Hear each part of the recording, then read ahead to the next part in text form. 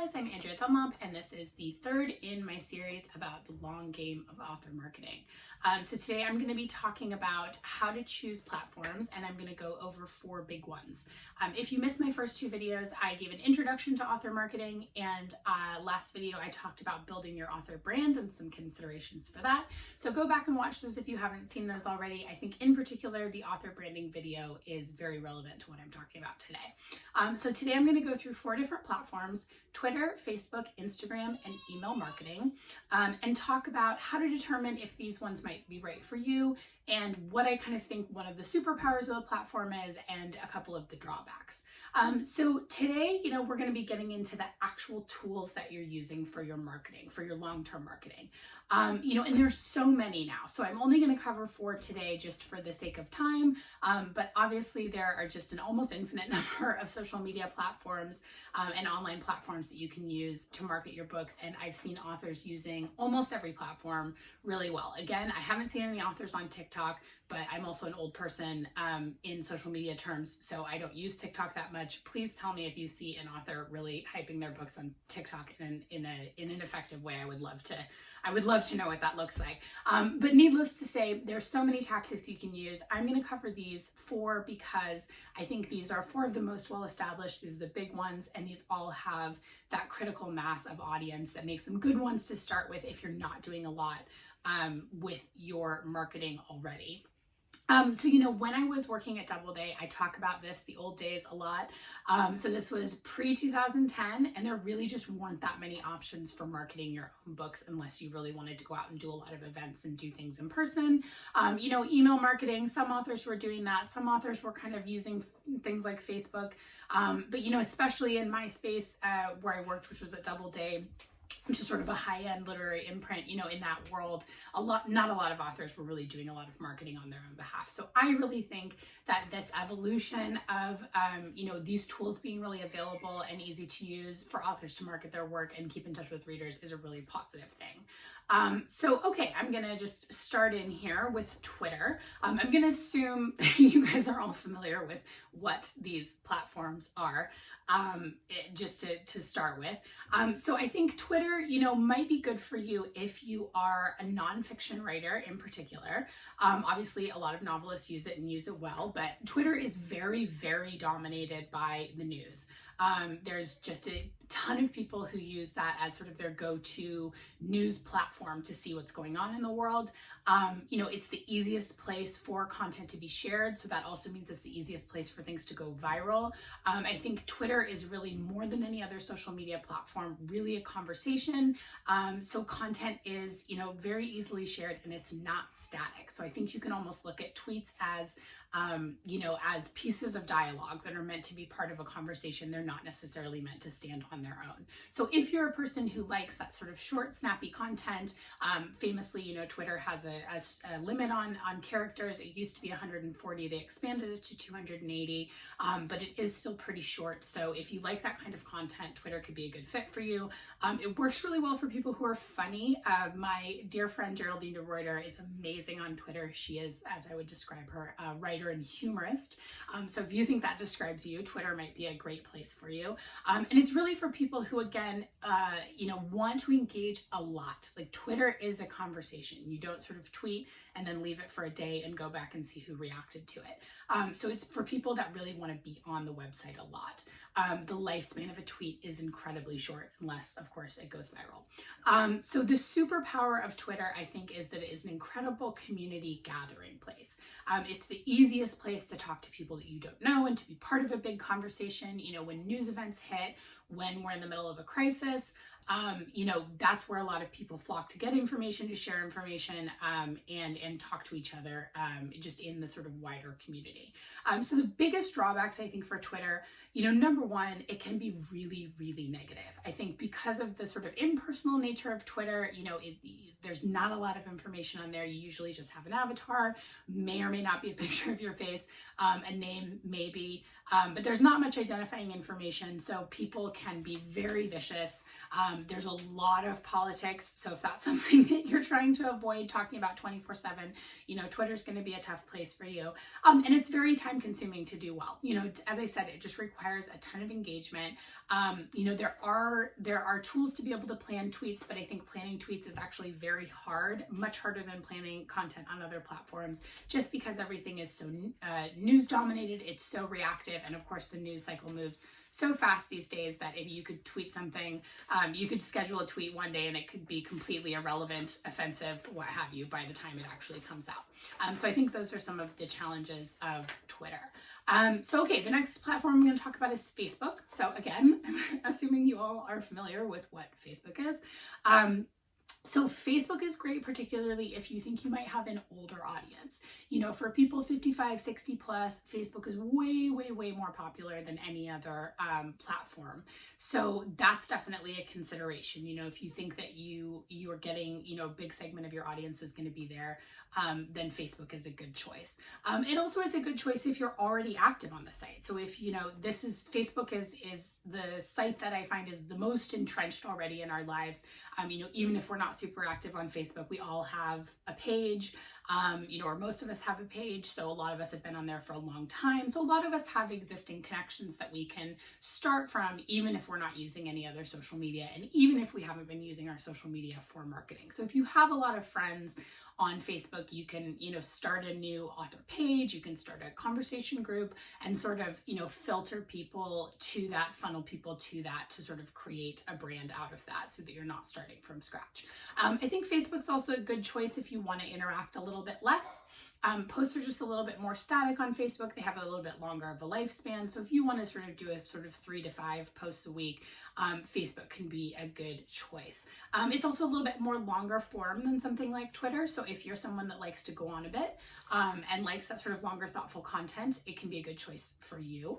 Also, if a big part of your strategy has to do with advertising, again, this is something probably most of us have heard a lot about in the news in some pretty nefarious ways, but Facebook has an incredibly robust infrastructure for ad targeting. So that has been used for some pretty sinister things, but the silver lining, I guess, is that you can also use it for benevolent things like getting people to read books. So if you have an advertising budget, that can make it, that can be a good place to spend it. Now, it's worth saying that Facebook owns Instagram, so that infrastructure is also available to Instagram users, albeit used a little bit differently. So I think the superpower of Facebook, other than the fact that it's just so entrenched and there are so many users, is Facebook groups. I really like this feature. So with Facebook groups, you can organize a group of people who do not have to be friends with each other. So they don't have to be personally connected to start with. You can organize them around, a topic, a location, a fandom. There are lots of Facebook groups that are dedicated to podcasts or dedicated to authors that folks love. And, that's a really great way to create a sense of community. And you have a lot of control over the settings. So you can make it private, you can make it secret so that people can't even look for it. If it's, if you're just planning on discussing some kind of sensitive topic in there, and you can really closely kind of regulate and moderate those groups, and you can either join groups that are kind of like-minded and use that as a way to build community, and again, that's sort of what we talk about in the long-term marketing effort, is really about building community, or you can create one of your own that you can sort of establish the topics that you're talking about, and that can be sort of centered around your books if you like. So I think the biggest drawback of Facebook is just that there's so much content on it. I find the user interface of Facebook to be terrible. It's so cluttered. There are so many different functionalities. There's like a live feed, and there's events, and there's news feed, and there's personal connections, and I get notifications for all kinds of things that I have no interest in. So I don't like being on Facebook sort of in the general way. And I think a lot of people feel that way. There's been a little bit of a downtick in younger users and how much time they spend on the site, but Facebook groups have remained pretty popular, like I said. Okay, so the next one I'm going to cover is Instagram. So no surprises here. This happens to be my personal favorite. I didn't actually instantly see how Instagram could be useful to me as an author. I'm not a person that in general, was taking necessarily a lot of pictures. So I didn't, see that necessarily how it'd be a great fit, but I've come to love it. It's it's really been, you know, my superstar in my marketing efforts and the way I've connected with the most readers and the way I've connected with the most fellow authors, and I really just have come to love it. So I think, you know, Instagram could be right for you. An obvious thing is if you really love taking pictures, if that's already sort of a hobby of yours, if you're a really visual person, obviously, you know, Instagram is a visually driven medium. So, you know, the captions are also important, but it's really driven by the photos. So if you're a person who just loves taking photos, you know, that's a good way to know if it's for you. It's also great for, you know, some longer form posts. A lot of people use it as sort of a mini blogging platform, and I think it can work well for that. And, you know, kind of mixing in shorter posts and longer posts can work really well. But I think Instagram readers do have a tolerance for reading longer captions. And so Instagram's also great if what you want to talk about is mostly sort of arts, hobbies, personal stuff, rather than kind of news and politics. There's way, way less news and politics on Instagram. I'm not going to say there isn't any, because of course, people are very concerned with politics right now. We're in an election year and there's obviously a lot going on. So you will see newsy things. But I think in general, it's a lot more people talking about, you know, books and home decor and cooking and their personal lives and fitness and like those kinds of things. So I think that can be, you know, a big plus, obviously, also of spending time on Instagram. It's kind of a kinder, gentler social media platform. Also, you know, of the big social media platforms, Instagram has kind of the youngest audience.